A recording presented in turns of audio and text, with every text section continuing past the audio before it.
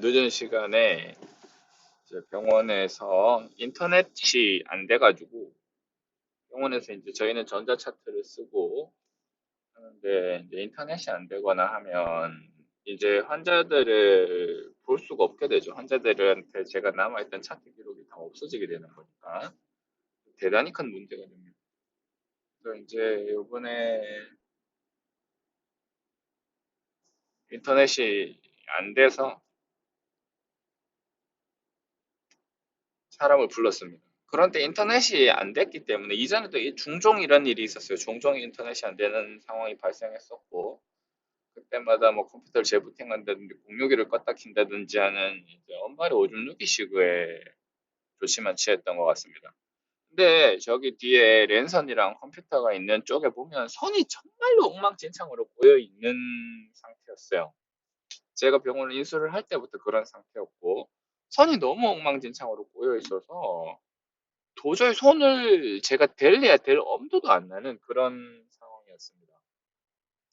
근데 이제 제가 잘못이 있다면 이거를 문제시하고 고쳤어야 되는데, 빨리 개선을 했어야 되는데, 이제 인터넷이 계속 되고 하니까 당장 불편한 일이 없는 거예요. 근데 이제 마음 한켠에는 저 전선들이 엄청 꼬여 있는데, 저게 불은 안 날까? 여름이 되면 이쪽 안쪽의 온도가 40도가 훨씬 넘게 올라갈 텐데, 불은 안 날까? 그런 생각이 섬뜩 들기는 들었습니다. 그렇지만 놔뒀죠. 한 번씩은 이제 저희가 이제 와이파이 쏘는 라우터가 있는데 와이파이가 중간에 계속 끊겨요. 끊겼다 들어왔다 끊겼다 들어왔다 하는데 공유기를 바꾸고 그랬어요. 저 안쪽에 있는 핵심 코어에 대해서는 손을 댈 엄두를 못 냈던 것 같아요.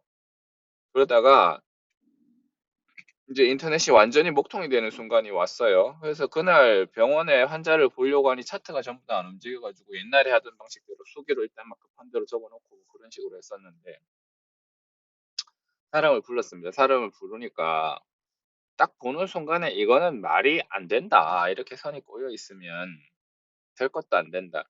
왜 지금 인터넷이 왜 뻗었냐. 그러니까 선이 너무 난잡하면 안쪽에서 이제 루핑이 일어난다고 합니다. 뭐, 이 선끼리 막 이렇게 데이터가 지들끼리 막 돌면서 이렇게 소실되는 데이터나 뭐 이런 것들이 꽤 있는 모양이에요. 그러면서 제일 마지막에 이 인터넷을 최종적으로 관장해주는 기계인 허브에 심한 손상이 가서 아마 이렇게 망가진 게 아닌가 그렇게 생각을 한다고 합니다. 그래서 이렇게 그래요. 근데 이제 제가 무식해서 그런데 지금 이 난잡한 선들을 다 정리를 할 수가 있나요? 할 수 있대요. 이제 공사가 좀 되겠지만 할 수 있대요.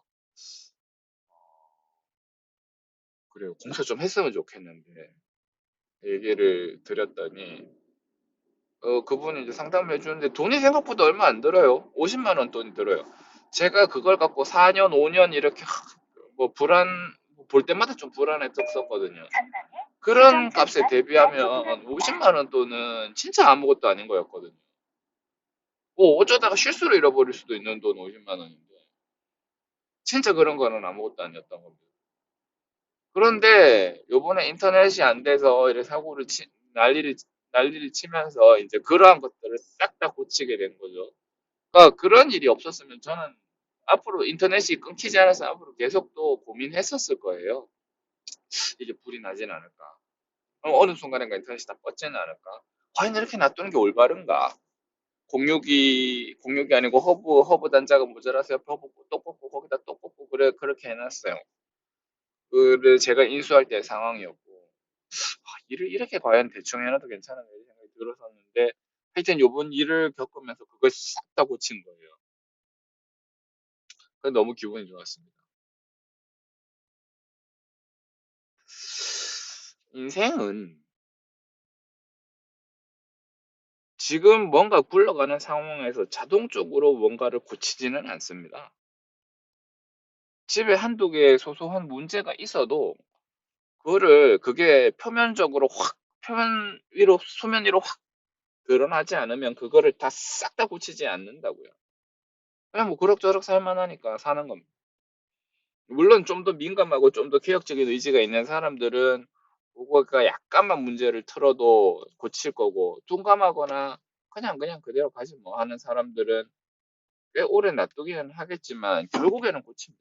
전 치과 의사니까요. 치과에 예전부터 발생했던 투스 미싱 패스웨이라고 하는데, 자그마한 중치가 치료를 하지 않고 놔두면 이제 신경 치료를 할 수 있는 그런 상황으로 가죠. 신경 치료를 하다가 뭐 빨리 작게 막을 수 있는 거를 이제 신경 치료까지 하고, 그렇게 되면 보철 치료를 하고 난 치아들은 이미 심각하게 손상을 받았기 때문에 다른 쌩쌩한 치아들보다는 더 짧은 이유를 갖습니다. 그래서 그쪽에 있는 치아가 한 개가 탈락했다 그러면, 뭐 옛날 같으면 브리지 양옆에 있는 치아를 걸어서 하거나 또 임플란트 하거나 뭐 그렇죠. 브릿지를 하다가 브릿지가 또 흔들려서 빠지면 국소 위치를 해야 되고요. 국소 위치가 또 빠지면 총 위치로 갑니다. 그런 걸 투스 미싱 패스웨이라고 합니다. 그래서 이런 투스 미싱 패스웨이에 그 어느 순간에서 사람들이 더 이상 견디지 못해서 치과를 오는 거예요. 그러니까 그쪽 부분 어딘가에서 튀기 아픈 통증이 있다거나, 밥 씹어 먹는데 도저히 이렇게는 밥을 못 먹겠다거나, 아니면 뭐 그런 것들 때문에 본인이 가지고 있는 한계 상황 어딘가를 돌파하면서, 그러면서 치과를 마침내는 오게 됩니다. 보통은 자기의 두려움을 넘어선 통증이 치과로 불러오게 하는 경우가 많죠. 그렇게 돼야 이제 싹 다 고칩니다. 그때도 아픈 것만 치료해주세요 하시는 분들도 있지만, 대개는 이거는 뭔가 좀 개선이 필요하겠다 하면서 이제 고치는 방향으로 가게 됩니다. 우리 인생이 사고를 두려워할 필요가 없는 거예요. 사건이나 사고를 두려워할 필요가 없는 이유가, 사건이나 사고를 고치면서 문제점을 표면화시키고 개선을 하는 프로세스가 일어나기 때문이에요.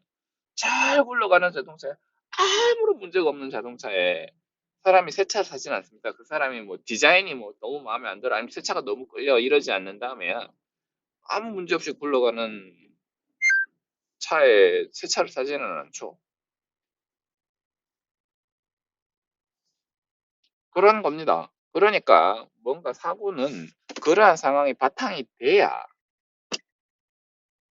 그러한 상황이 바탕이 돼야 일어나는 거예요. 그러한 상황이 바탕이 돼야 발전이 일어나는 거예요. 그러니까 참, 우리가 사고를 대할 때는 항상 이렇게 마음이 아프고 그렇지만, 그러나 그게 항상 인생에는 도움이 됩니다.